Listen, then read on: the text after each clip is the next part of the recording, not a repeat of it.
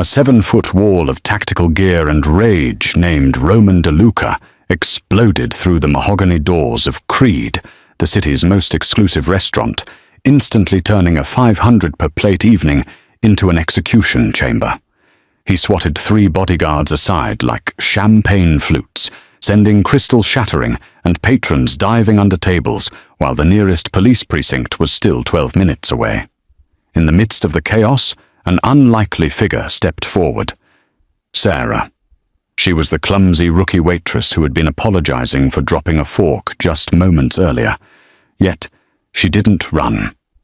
Instead, she launched herself horizontally through the air, hooked her leg around the giant's throat mid-charge, and did the unthinkable, stopping a 300-pound assassin in his tracks and freezing the dining room in stunned silence. Proving that the most dangerous weapon in Creed wasn't the man in the pinstripe suit or the monster with the combat knife, but the woman who had been pouring the water. Just before I begin, I need you to tell me where you are watching from in the comment section down below. Alex Vincenzo didn't just sit at tables, he owned them. Tonight, Table 7 at Creed was his throne, a corner booth upholstered in burgundy leather that cost more than most people's cars. The crystal chandelier above cast him in a golden glow that seemed almost biblical, as if God himself had decided that Don of the Vincenzo family deserved better lighting than the rest of humanity. He was holding court with 4 men who had flown in from 3 different countries just to kiss his ring. Literally. 2 of them had already done it when they arrived, their lips briefly touching the gold band on his right hand while their eyes stayed locked on the floor. That's how you showed respect to a man who controlled half the East Coast's pharmaceutical imports and all of its dignity. The 61 Chateau Latour, Vincenzo said, without looking at the wine list, his voice carrying the kind of casual authority that made waiters stand straighter. Tell Marcus I want the bottle from the private reserve, not the one he shows to the tourists with Daddy's credit card. The sommelier, a thin man with wire-rimmed glasses who had served presidents, nodded so quickly his neck might have detached. Of course, Mr. Vincenzo, right away. Vincenzo leaned back. His charcoal suit fitted so perfectly it looked painted on. He was 63, but could pass for 50. His silver hair swept back, like a Roman senator's. His hands manicured and steady. Men feared those hands. Women had loved them once, before they learned what they were capable of. The conversation around the table was a symphony of deference. One man, a politician whose campaign Vincenzo had funded, laughed too loud at a joke that wasn't funny. Another, a judge, swirled his scotch and nodded at everything Vincenzo said like a dashboard bobblehead. They were powerful men reduced to sycophants, and Vincenzo fed on their submission like oxygen. That's when she appeared. Sarah Fernandez materialized at his elbow with a tray, balanced on trembling hands. Her black uniform slightly too large, her blonde hair pulled back so tight it gave her a perpetual look of surprise. She was new. Everyone could tell by the way she moved, like a deer navigating a minefield of silverware and social hierarchy. Your appetizers, Mr. Vincenzo," she stammered, lowering the tray. Her hands shook so badly that the plates rattled against each other like nervous teeth. Vincenzo didn't even look at her. On the left, not the center. The center is for the wine. "Yes, sir. Sorry, sir." She shifted the plates, but her hands betrayed her again. A fork slipped from the tray and clattered onto the marble floor with a sound like a gunshot in a library. The entire table went silent. The politician stopped mid-laugh. The judge's hand froze halfway to his mouth. Even the ambient noise of the restaurant seemed to hold its breath. Sarah's face flushed crimson. "I'm so sorry, Mr. Vincenzo. I'll get another one right away." She bent down quickly, nearly knocking her head against the table's edge. her fingers fumbling to retrieve the fork like it was a live grenade. Vincenzo finally looked at her, his dark eyes scanning her with the interest one might give a smudged glass. "How long have you been working here?"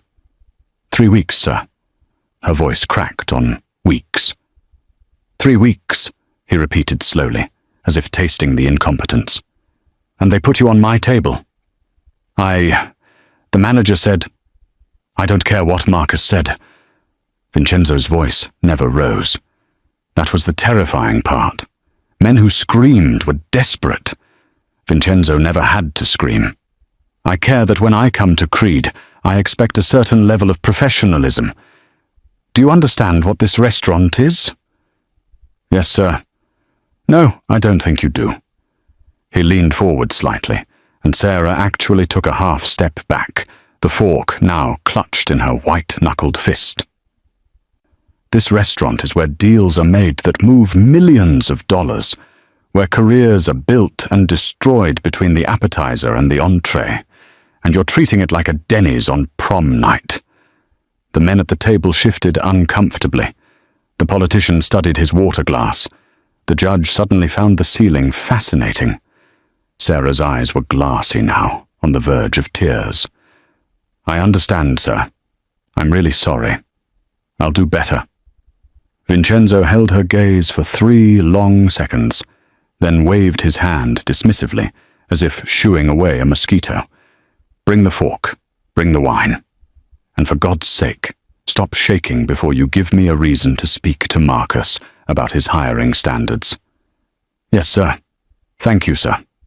Sarah backed away from the table like a servant leaving royalty, nearly tripping over her own feet before disappearing into the kitchen. The politician exhaled and forced a chuckle. "These kids today, Alex? No spine." Vincenzo picked up his water glass, the ice cubes perfectly clear, like tiny diamonds.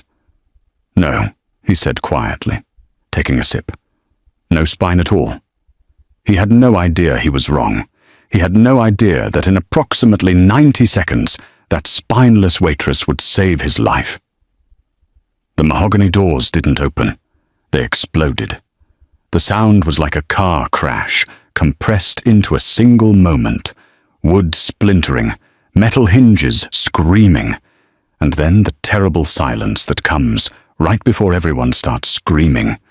The doors, each one weighing 200 pounds of imported Italian craftsmanship, flew inward and crashed against the marble columns with enough force to crack the stone.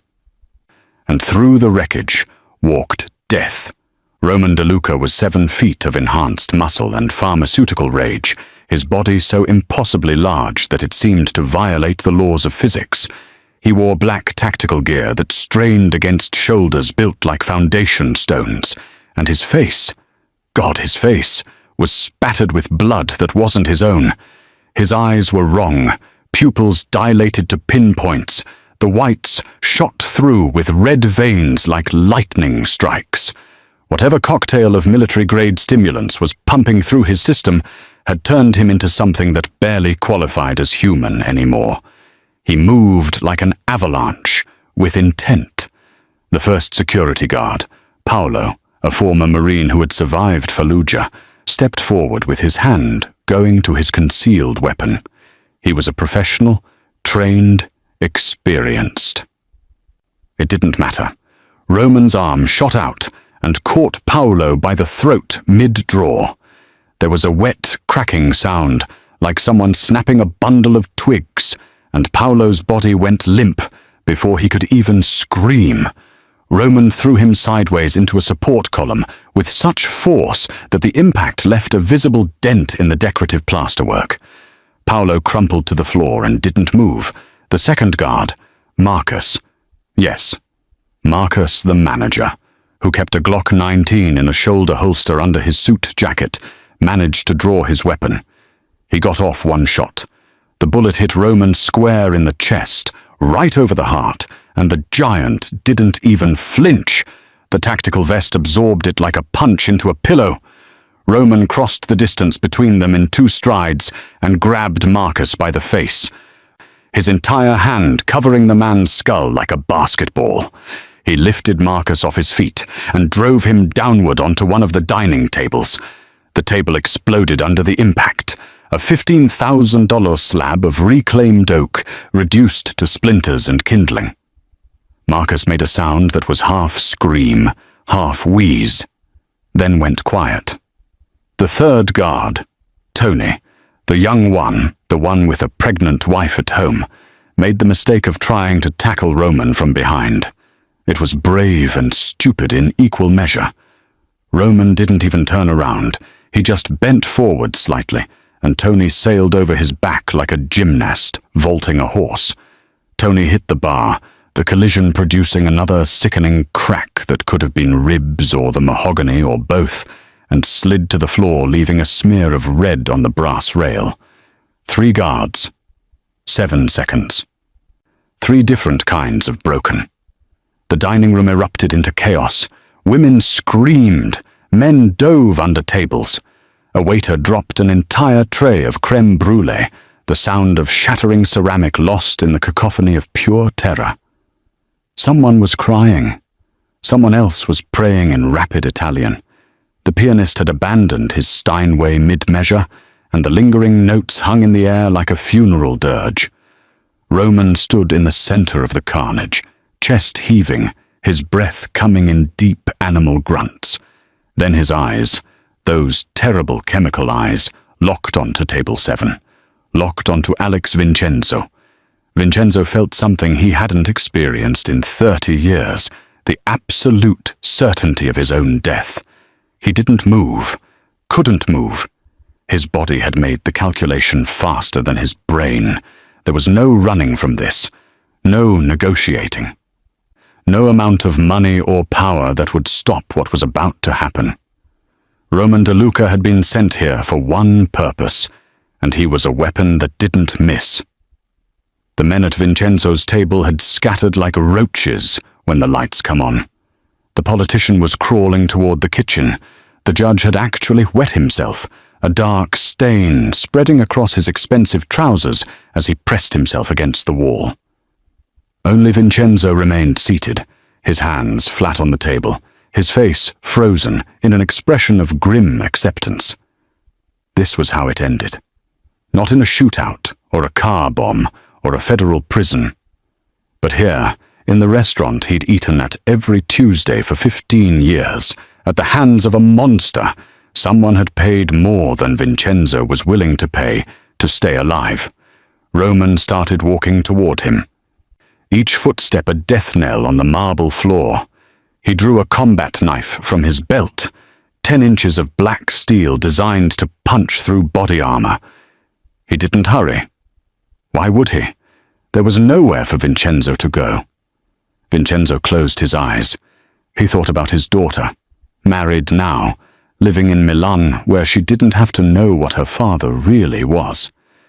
He thought about his wife, dead 12 years, buried under a headstone that lied about what a good man he'd been.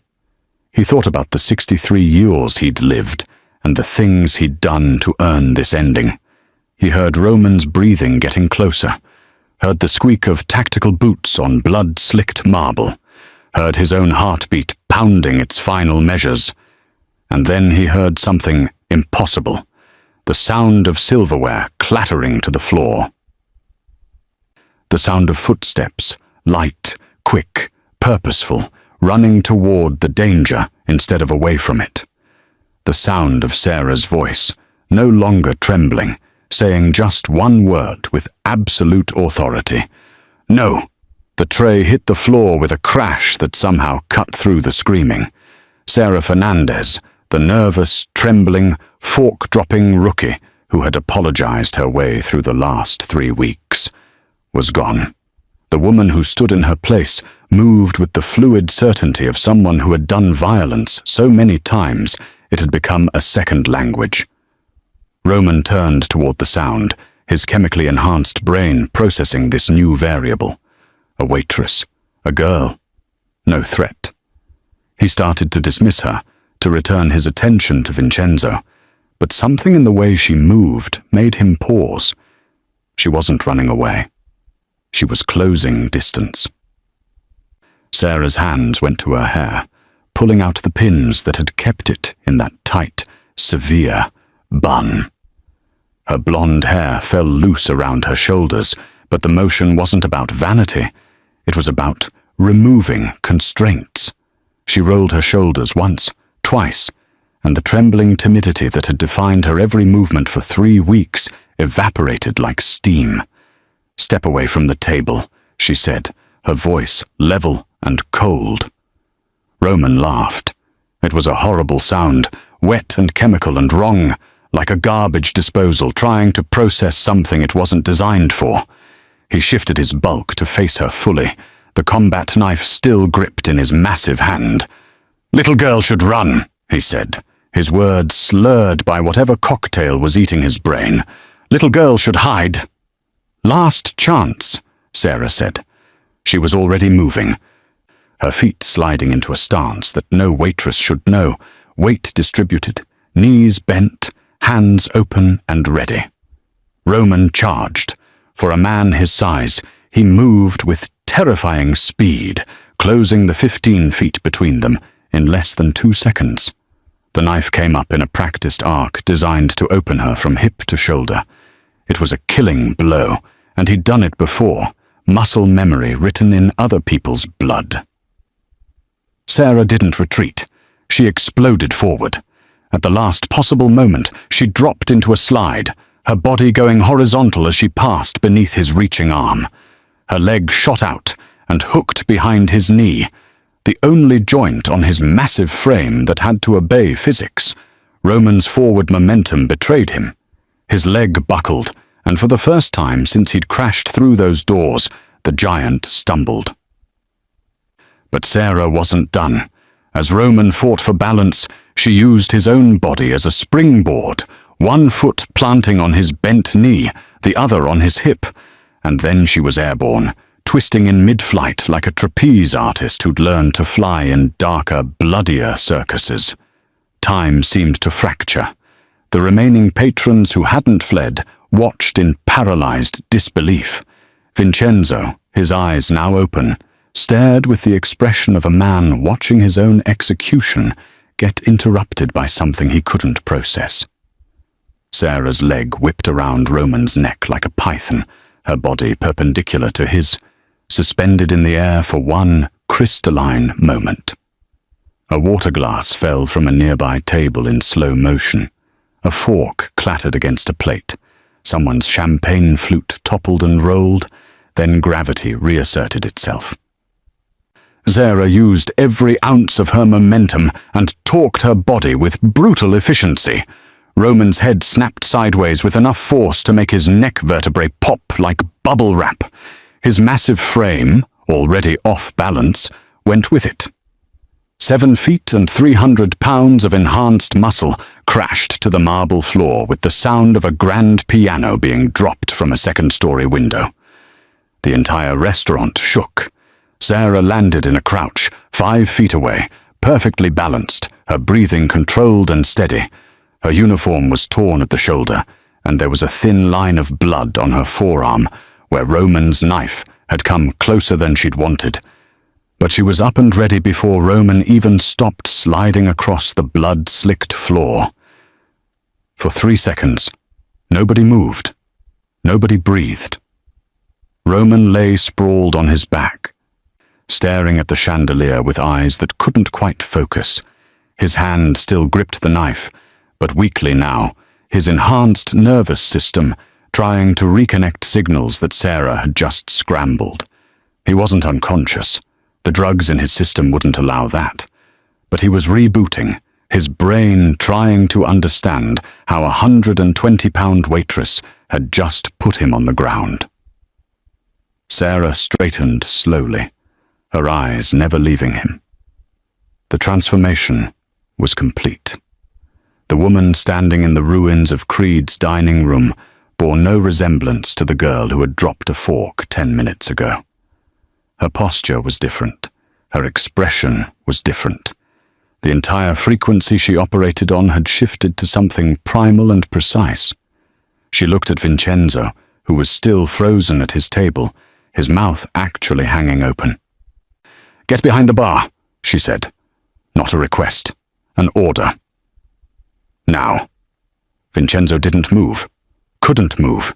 His entire understanding of reality had just been demolished as thoroughly as his security team. "Mr. Vincenzo," Sarah said, her tone sharpening, "I can't protect you and fight him at the same time, so you have exactly 3 seconds to decide if you want to live through the next 5 minutes. That broke the spell. Vincenzo scrambled out of the booth with none of his earlier dignity, actually tripping over his own feet in his haste to put the marble bar between himself and Roman De Luca. On the floor, Roman's fingers began to flex. His breathing deepened. The drugs were doing their job, flooding his system with enough adrenaline and synthetic rage to override the scrambled signals. Sarah saw it and understood. She'd bought 30 seconds, maybe less. The giant was getting back up. Sarah didn't wait for Vincenzo to process what was happening. She grabbed him by his expensive suit collar and physically hauled him behind the bar with a strength that made it clear the trembling waitress act had been a lie from the beginning. Vincenzo stumbled, his Italian leather shoes slipping on spilled champagne, and crashed into the back cabinet hard enough to rattle the top-shelf scotch. "Stay down!" Sarah snapped, already moving. She grabbed the marble serving counter, a solid piece that had to weigh 200 pounds, and with a grunt of effort, tipped it onto its side.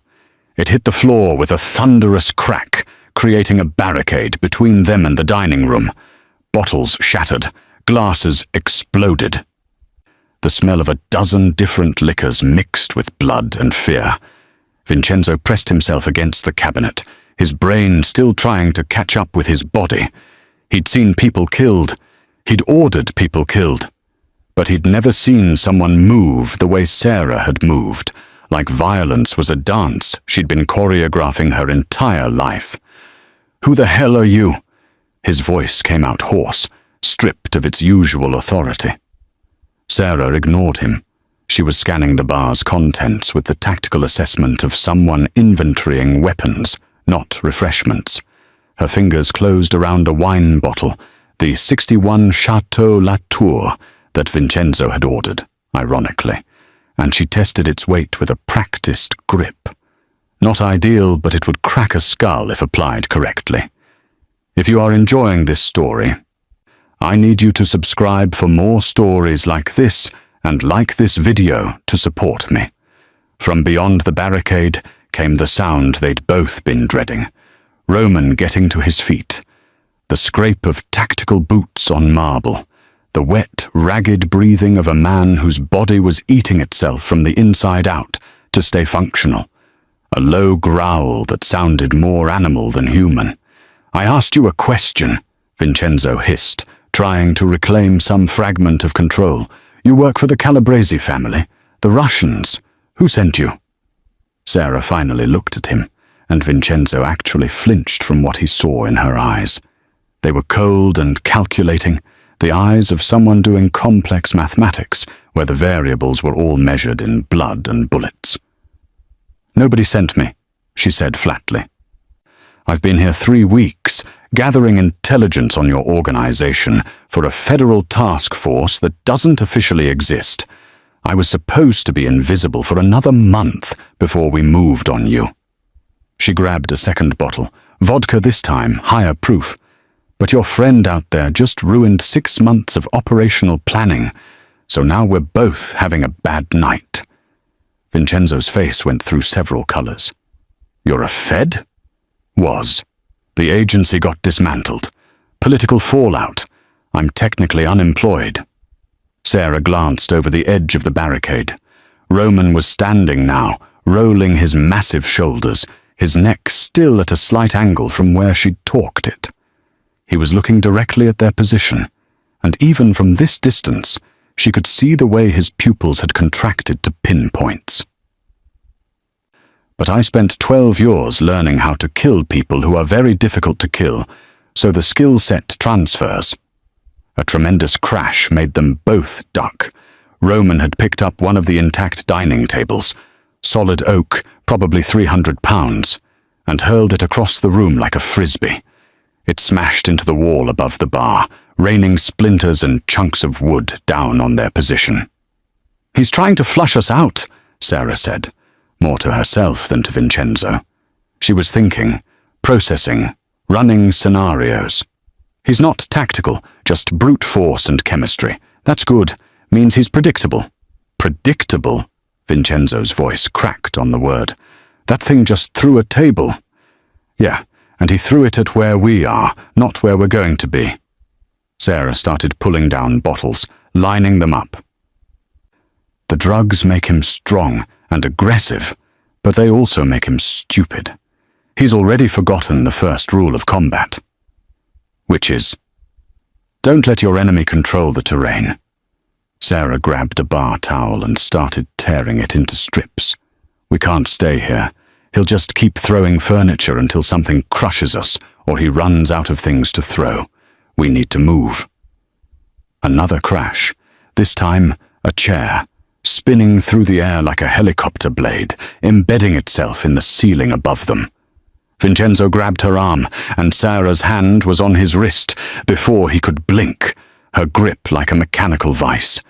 He let go immediately, raising both hands. "Listen to me," he said quickly. "I have people. I make one call, and I can have 50 soldiers here in 20 minutes. We just need to survive for 20 minutes? Sarah laughed, but there was no humor in it. "Look at him." Vincenzo risked a glance over the barricade. Roman was systematically destroying the dining room, flipping tables, ripping chairs apart with his bare hands, creating a wasteland of splintered wood and shattered glass. His movements were becoming more erratic, more violent. Foam was starting to form at the corners of his mouth. "He's crashing," Sarah said quietly. "Whatever they gave him, his body is starting to reject it. In 20 minutes, he'll either be dead or he'll have destroyed everything in this building, including us. We've got maybe 5 minutes before the drugs push him into a full berserker state. And then there's no predicting what he'll do. So what's your plan?" Sarah looked at him with an expression that somehow contained both absolute confidence and complete resignation to the insanity of their situation. "We run," she said, "through the kitchen, out the back. Once we're in the service corridors, his size works against him. Tight spaces, narrow doors, I can use that. And if we don't make it to the kitchen?" Sarah picked up the bottle of Chateau Latour, feeling its weight one more time. "Then you're about to find out why the government spent $2 million training me to kill people in close quarters with improvised weapons." Roman roared, an inhuman sound of pure rage, and something much larger hit the wall. The entire building shook. "Time's up," Sarah said. "When I move, you move. Don't think. Don't hesitate. Just run." Vincenzo nodded, his jaw set. For a man who'd ordered countless deaths, he'd never actually had to run for his life before. It was a novel experience, and possibly his last. Sarah was about to give the signal to run when she saw them. Red dots, dozens of them, dancing across the walls like deadly fireflies, sweeping through the shattered dining room in coordinated patterns that spoke of professional training and military discipline. Laser sights. "Down!"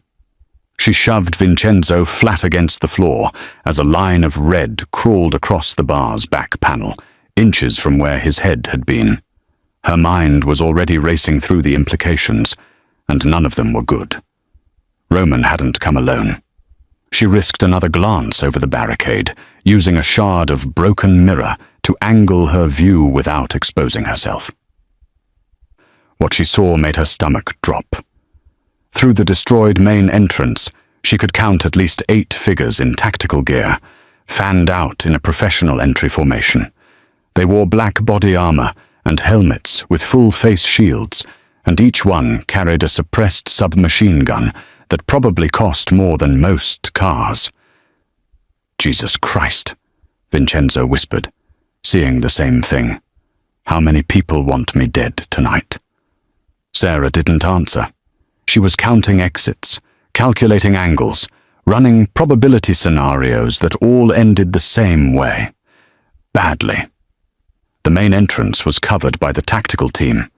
The emergency exits along the side walls. She could see more laser sights sweeping those areas, meaning they had the perimeter locked down. The windows were bulletproof glass, and even if they weren't, they were on the 3rd floor. That left the kitchen. One way in, one way out. And if Roman's team had half a brain between them, they'd already have someone covering it. They were boxed in.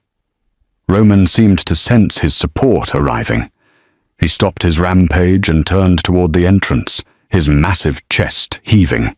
One of the tactical operators approached him, carefully, like someone approaching a rabid dog, and handed him something. Sarah's enhanced vision caught the glint of metal. A radio earpiece. Roman shoved it in his ear, and even from across the room, Sarah could see his expression change. The berserker rage focused into something more dangerous. Directed purpose. He nodded once, twice, and pointed directly at the bar where she and Vincenzo were hiding. "They're coordinating," Sarah said, mostly to herself. She was already pulling back, reassessing everything. This isn't just an assassination, it's a professional extraction team. Extraction? Vincenzo's face had gone pale. "They want to take me alive. Not you." Sarah's jaw tightened. "Me." The pieces were clicking together now, forming a picture she really didn't like. Roman wasn't here to kill Vincenzo. He was bait. The real target had always been Sarah, or whoever was deep cover in this restaurant. Someone had burned her. Someone knew exactly who she was and had orchestrated this entire clusterfuck to draw her out. And she'd walked right into it. A voice echoed through the dining room, amplified by a speaker system that made it sound like God announcing the apocalypse. It was male, calm, with a slight European accent she couldn't quite place. Sarah Fernandez, former Special Activities operative. Codename Sparrow. The voice paused, letting that sink in. "We know who you are. We know what you can do.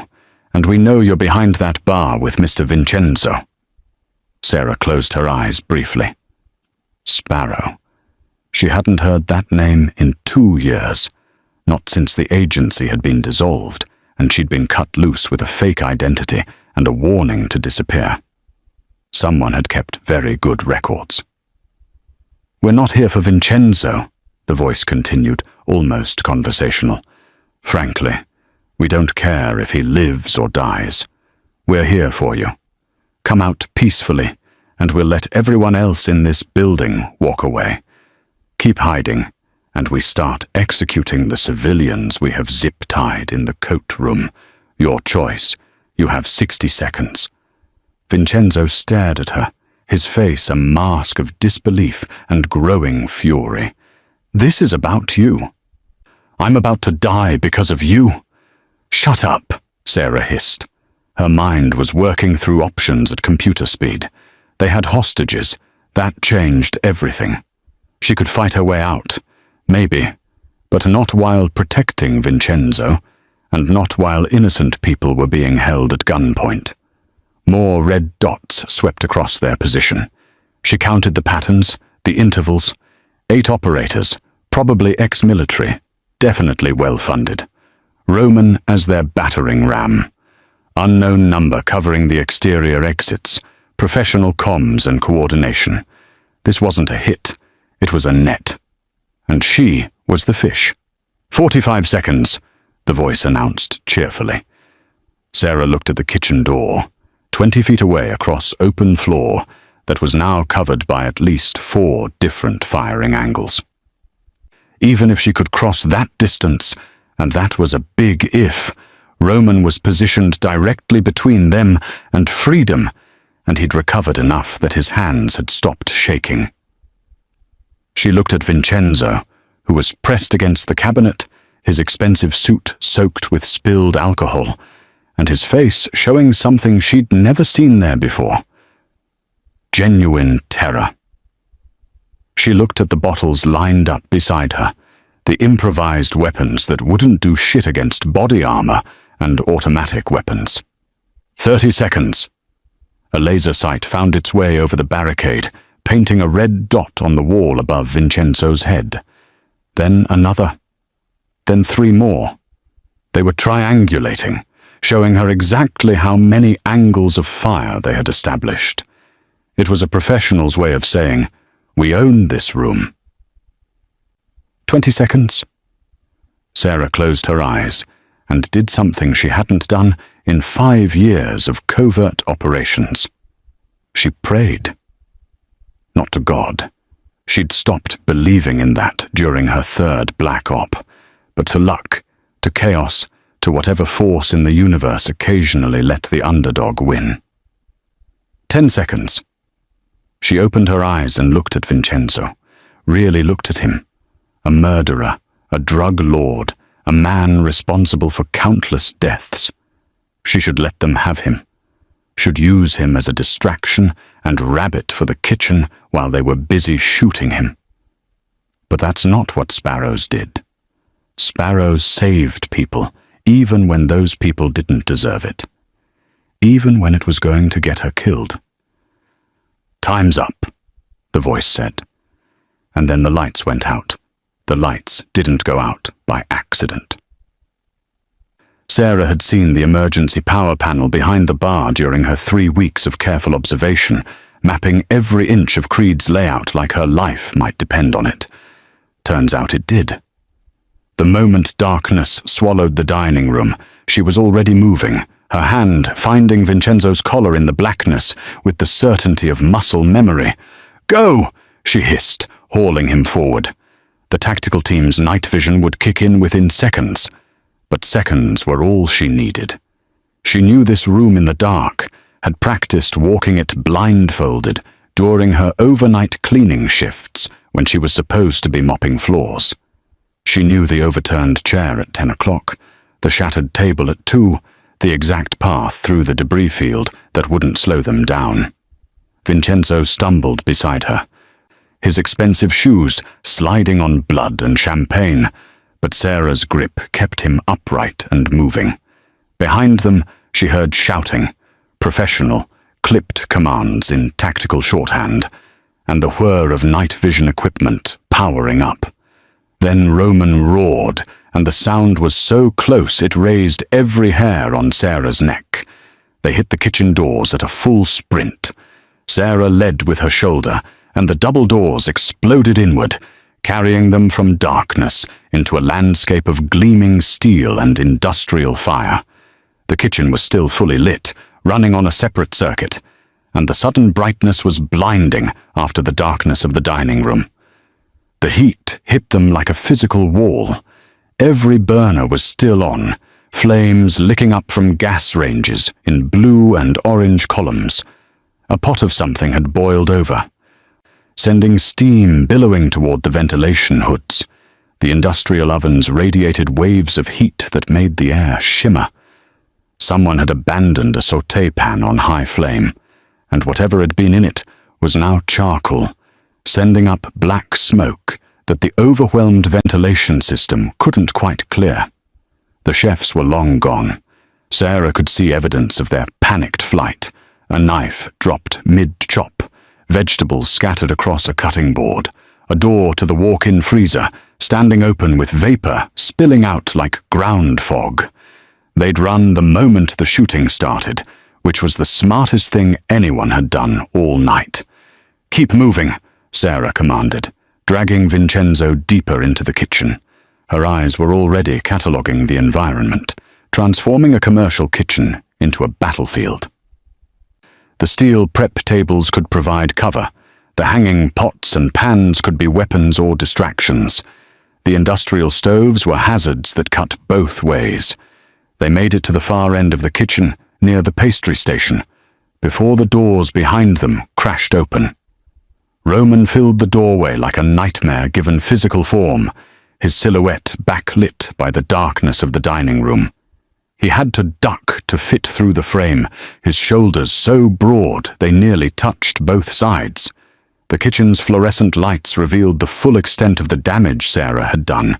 His neck was swelling on one side, and there was a gloss of blood at the corner of his mouth where he'd bitten through his own tongue. But he was still standing, still moving.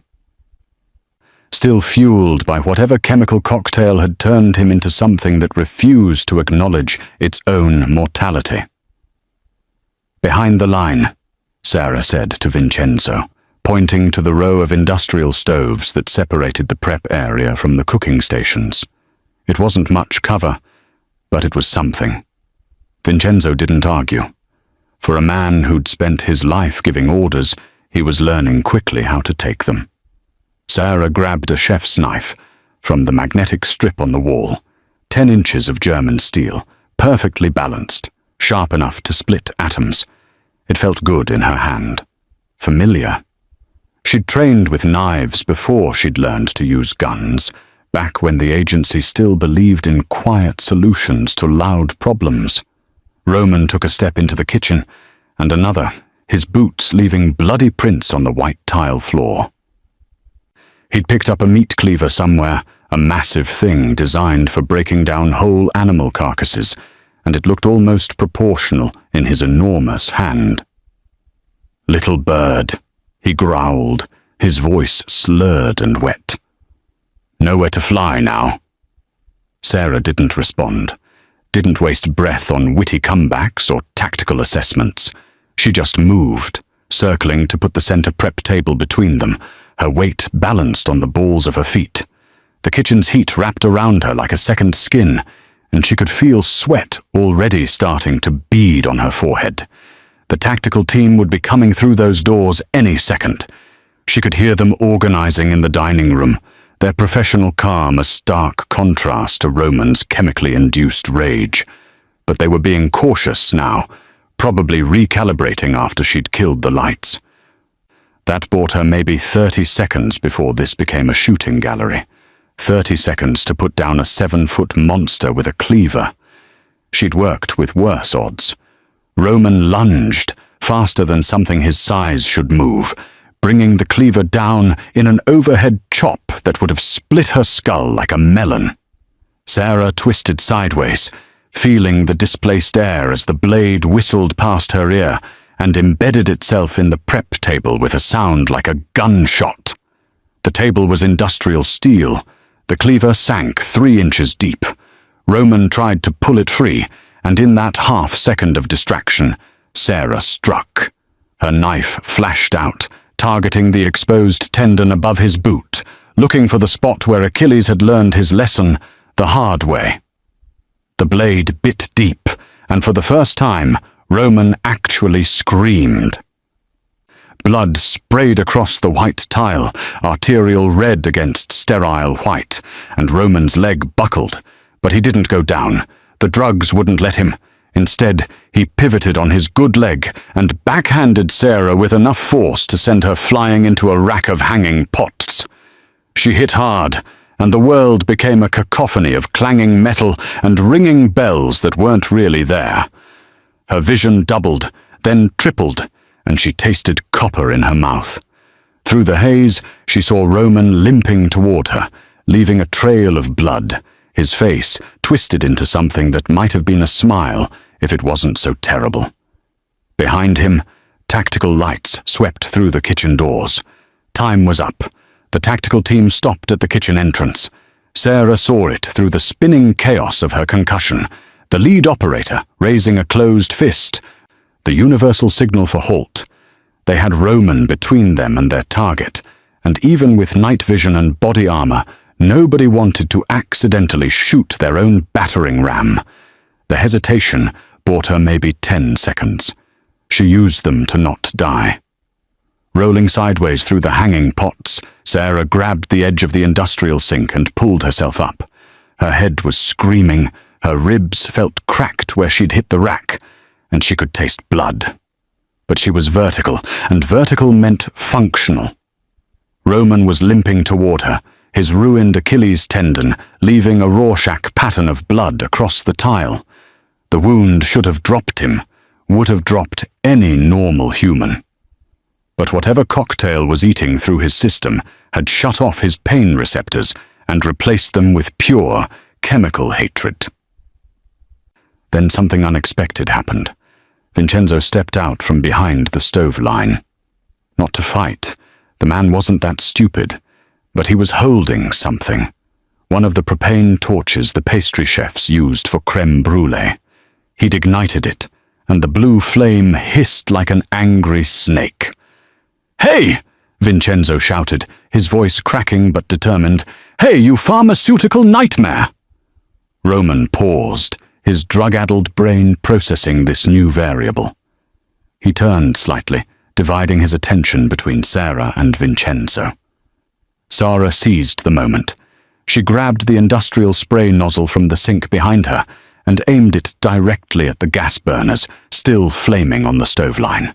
The high-pressure water hit the flames, creating an instant explosion of steam that filled the kitchen with scalding white fog. The tactical team's night vision turned the steam into an impenetrable wall. She heard cursing, heard someone ordering them to hold position until visibility improved. In the sudden cover of billowing steam, Sarah moved. She grabbed Vincenzo by the arm and pulled him into the walk-in freezer, slamming the heavy door behind them. The temperature dropped 40 degrees in an instant, and suddenly they could breathe again, their gasps turning to visible clouds in the refrigerated air. Vincenzo was shaking, the propane torch still clutched in his hand. Sarah took it from him gently and turned it off, plunging them into the dim emergency lighting of the freezer. "That was either very brave or very stupid," she said, leaning against a shelf of hanging meat. "I'm still deciding which," Vincenzo admitted. He slid down to sit on the floor, his expensive suit now ruined beyond any tailor's ability to salvage. For a moment, they just sat there in the cold, listening to their own breathing and the muffled sounds of the tactical team reorganizing outside. Then Vincenzo spoke, his voice low and urgent. "How much?" Sarah looked at him. "What? How much do they want for you? There's always a number." He was reaching for his inside pocket, pulling out a phone with a cracked screen. "I can wire money anywhere in the world. Cayman accounts, Swiss banks, cryptocurrency. Name the figure and I'll double it, triple it. Whatever they're paying, I'll pay more." Sarah almost laughed, but it hurt too much. "That's not how this works. Everything works that way." Vincenzo's eyes were desperate now, the veneer of the untouchable Don completely stripped away. Everyone has a price. Those men out there? Someone's paying them. Whoever sent them. Someone paid them first. It's all just economics. I'm offering to make you rich enough that you never have to do this again. "I don't do this for money," Sarah said quietly. "Then why?" Vincenzo gestured at the freezer door, at the chaos beyond it. "You could have run the moment the lights went out. Could have left me there and disappeared. They don't want me. You said it yourself. So why are you still here?" Sarah was quiet for a moment, her breath clouding in the frigid air. Outside, she could hear Roman's heavy footsteps circling, hear the tactical team's radio chatter as they coordinated their next move. They had maybe 2 minutes before someone figured out where they'd gone. 6 years ago, she finally said. "I was on an operation in Bogota. Bad intel. Worse planning. My team was compromised, and we were trying to extract an informant.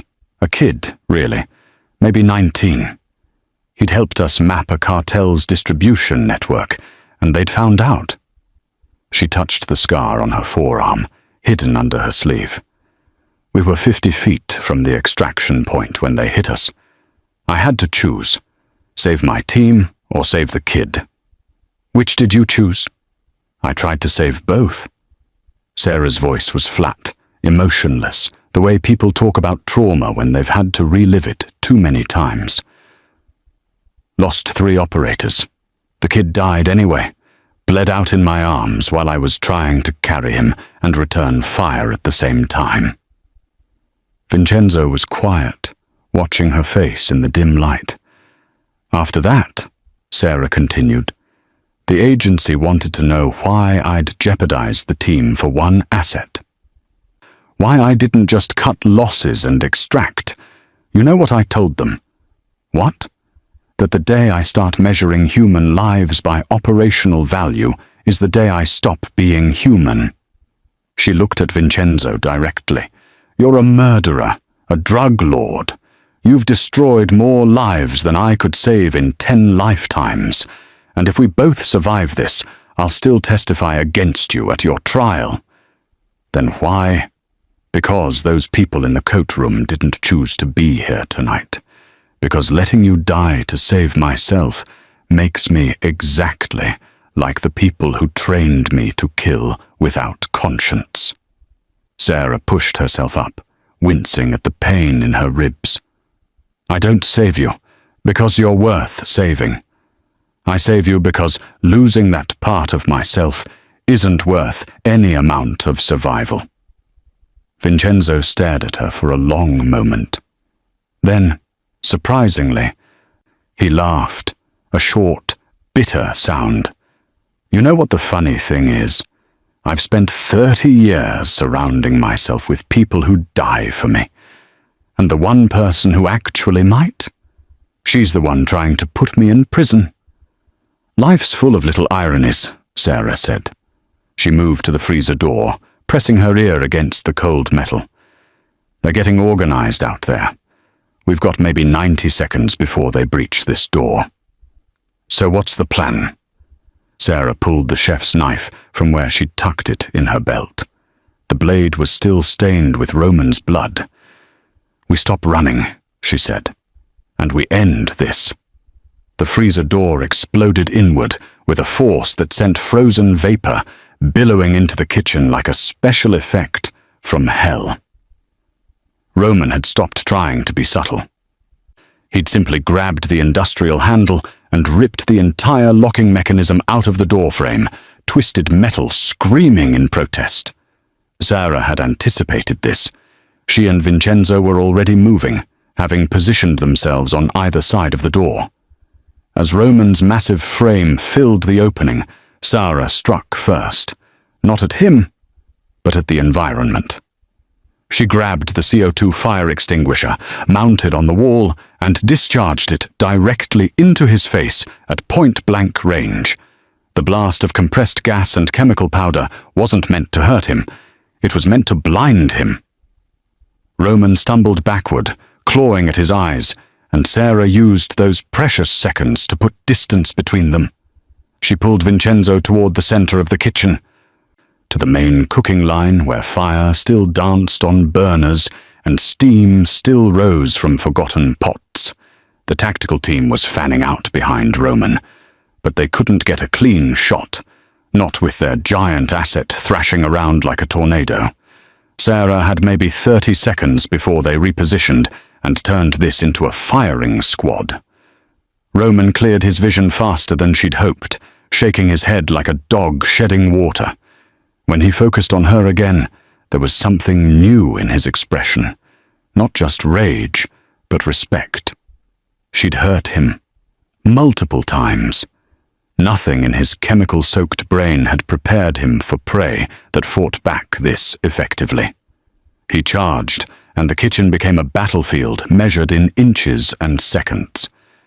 Sarah grabbed a pot of boiling stock from the stove and hurled the contents at him. The scalding liquid hit his chest and face, and this time, finally, he actually reacted to pain. The scream was animal, primal, the sound of nerves that even military-grade stimulants couldn't completely silence. But he kept coming. Sarah dove under the prep table as Roman brought his fist down where she'd been standing. The stainless steel surface cratered under the impact, the metal actually folding inward. If that had connected with her skull, there wouldn't have been enough left to identify. She rolled, came up on the other side, grabbed a cast-iron skillet from the hanging rack. 12 pounds of solid metal, hot from sitting near the stove.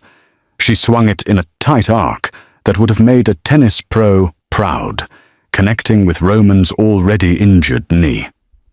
The crack was audible even over the chaos. Roman's leg buckled, and for the first time, he actually went down to one knee. Sarah didn't hesitate.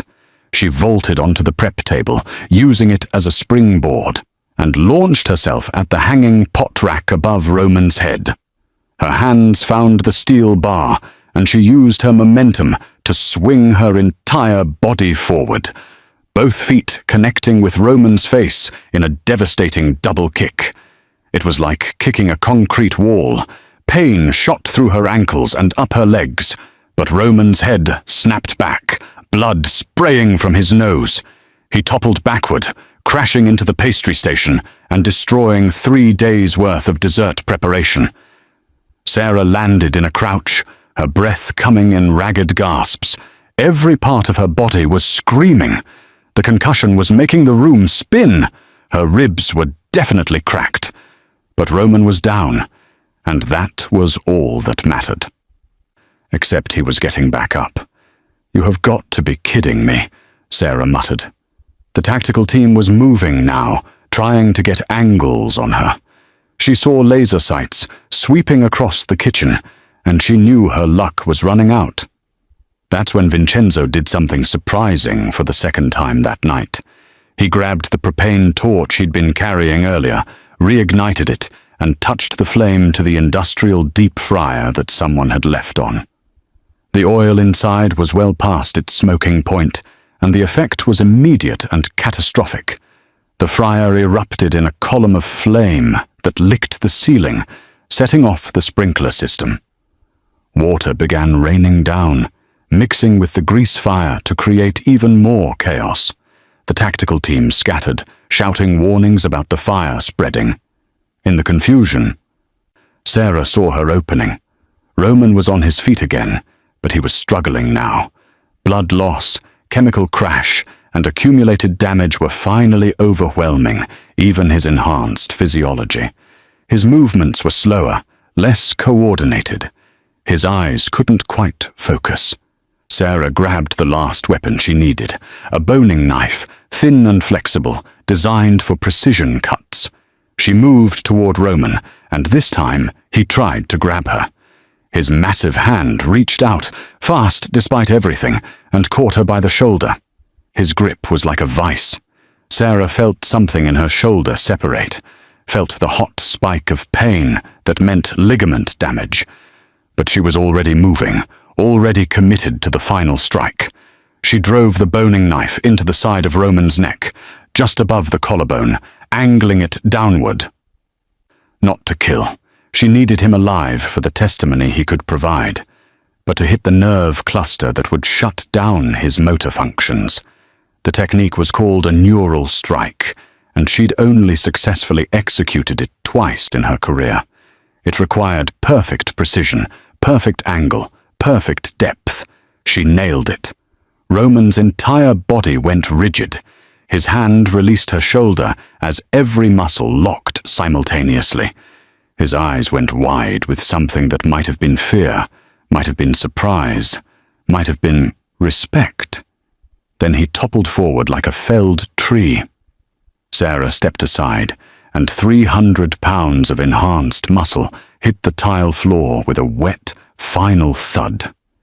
This time he didn't get back up. His chest was still rising and falling. She could see that. But he was done. The combination of blood loss, neural disruption, and chemical crash had finally achieved what violence alone couldn't. The giant had fallen. Sarah turned to face the tactical team, the boning knife still in her hand, water from the sprinklers streaming down her face like tears. She was done running, done hiding. "Last chance," she said, her voice carrying over the sound of falling water and crackling fire. "Walk away, or I put every single one of you down like I put him down." The lead operator raised his weapon, and Sarah prepared for what came next. Then the siren started. Not one or two. Dozens. The cavalry had finally arrived, drawn by the fire alarms and the reports of shots fired. The operator hesitated, listening to something in his earpiece, then made a gesture to his team. They withdrew. Just like that, melting back into the darkness of the dining room. Professional ghosts disappearing before the lights of legitimacy arrived. Sarah stood there in the ruined kitchen, water streaming down, holding a knife, standing over the body of a giant, and realized she'd actually survived. She'd actually won.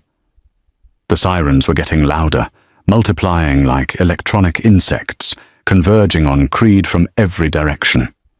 Sarah could hear the screech of tires, the slam of car doors, the sharp commands of officers establishing a perimeter.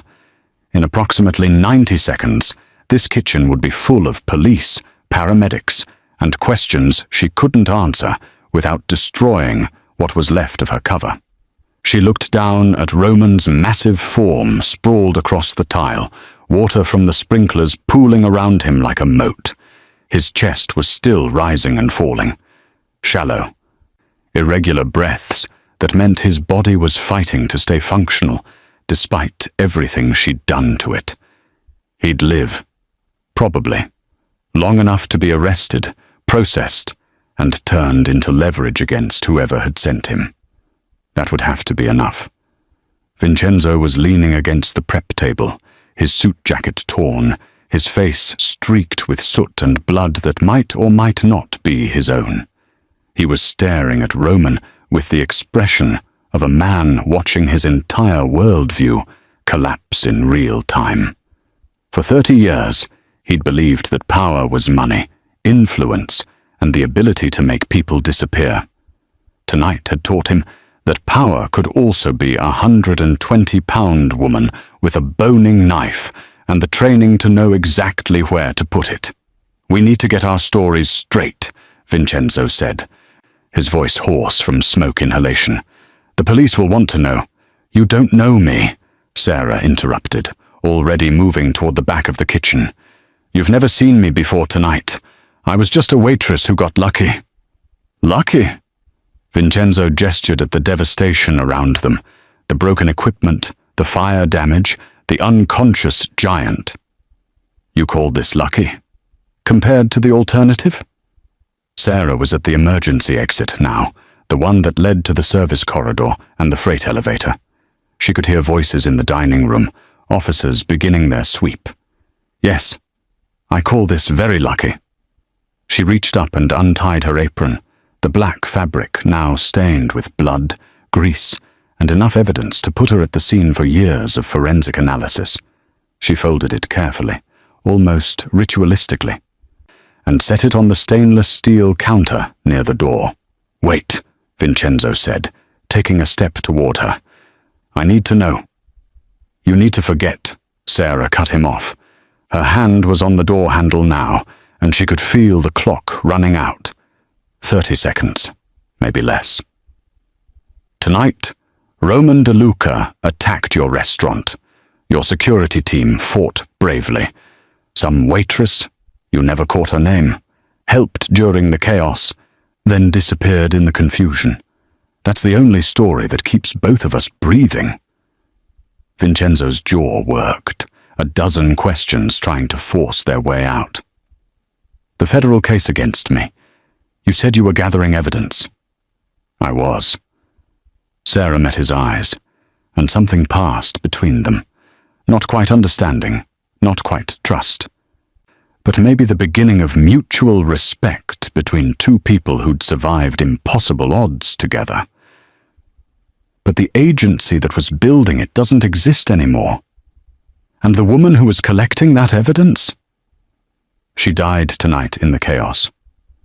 You're going to get away with everything you've done, Mr. Vincenzo. Consider it a gift. A gift?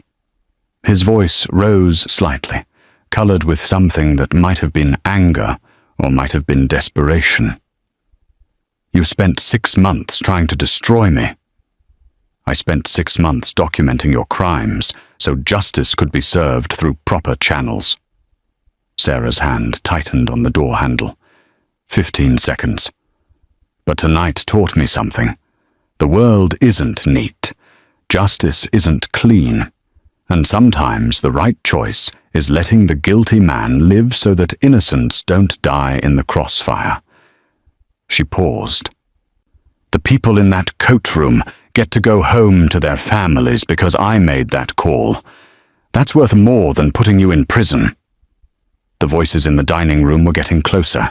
She could hear an officer directing others toward the kitchen, hear the crackle of police radios coordinating their sweep. I never even knew your real name, Vincenzo said quietly. Sarah allowed herself the ghost of a smile. Yes, you did. It was on my name tag, Sarah. That part was true. She pushed the door open, and cool air from the service corridor rushed in to mix with the heat and smoke of the kitchen. Live better, Mr. Vincenzo, or at least try not to die worse. Will I see you again? God, I hope not. She stepped through the door and let it swing shut behind her. The last thing Vincenzo saw was her silhouette disappearing into the darkness of the corridor, moving with that same purposeful grace that had saved his life. And then she was gone. He stood there for a moment, alone in the ruined kitchen with an unconscious giant and the sound of sirens screaming their arrival. Then he looked down at the apron she'd left behind, folded neatly on the counter like a flag at a military funeral. The name tag was still pinned to it. Sarah F. Employee, Nasha 2847. 3 weeks of service at Creed. The kitchen door burst open, and police flooded in with weapons drawn, shouting commands, demanding he get on the ground. Vincenzo complied without resistance, his hands raised, his movements slow and deliberate. As they cuffed him, just procedure, they assured him. Just until they sorted everything out, his eyes kept drifting back to that apron. 2 hours later, after the statements had been taken, and the crime scene had been documented, and Roman De Luca had been loaded into an ambulance under armed guard, Vincenzo was finally allowed to leave. The detective in charge, a tired woman with sharp eyes, had asked him about the mysterious waitress who'd been mentioned by several witnesses. I don't know, Vincenzo had said, and it was almost the truth. Everything happened so fast. I never got a good look at her face. The detective had nodded, making notes, clearly skeptical but lacking evidence to push harder. If you remember anything else, give us a call. Of course, detective. Now Vincenzo stood outside Creed as dawn broke over the city, painting the sky in shades of gold and pink that seemed obscene given the violence of the night. His restaurant, his throne room, was a crime scene now, wrapped in yellow tape and swarming with investigators.